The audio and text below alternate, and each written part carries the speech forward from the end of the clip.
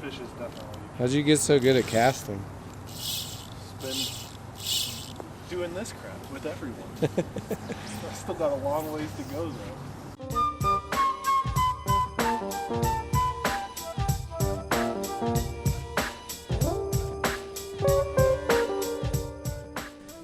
Hi guys, Rob here from Duranglers with Brent, our rep from Fairbanks, and Sage, showing off the new Salt R8 coming out here in just a couple weeks. This is the 8 weight. We just got to cast the 8, 9, 10, and 11. R8 Salt is built on the same carbon package that R8 Core is. Increased wall thickness throughout, obviously make it saltwater durable, and then the taper's a bit stiffer, but the tip is still really, in my mind, it's really accessible.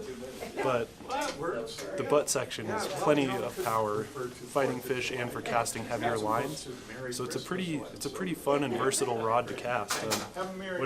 What impressions did you get casting wise? Yeah, the 8 weight I thought was really nice. Casts in close well with a soft enough tip where you can easily load it at short distance, but plenty of power down in the lower section of the blank to reach out and touch them if you need to. Also thought the 11 weight was really nice, very smooth rod.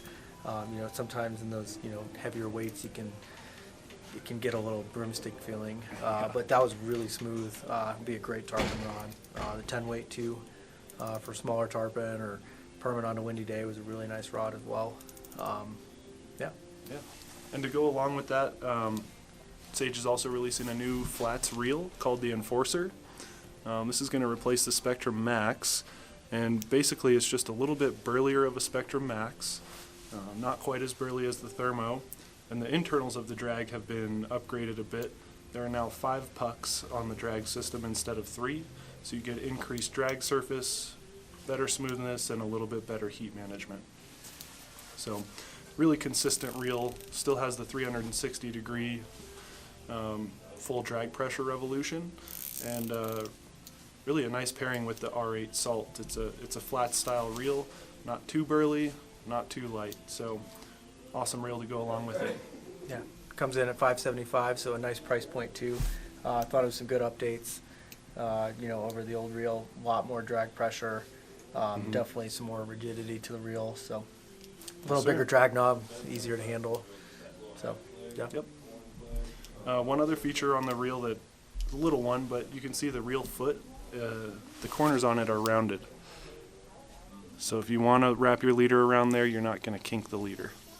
There is a feature on the rod that kind of goes along those points. There's there's holes in the reel seat to fit your hook, so you don't have to wrap around the foot of the reel. You can just stick the hook straight in there and not worry about ruining your cork. So, new guides on the rod, called a K-guide, and it's angled. You can see it's not straight perpendicular off the rod. It's angled up a little bit, and that is to help clear knots. Yep. A little better knot clearance. It's going to happen when you're shooting a bunch of line. There's going to be a knot wanting to go through the guides. So the first 2 stripper guides are those K guides, and then double foot snake guides through the rest. So better line speed and a little better knot clearance.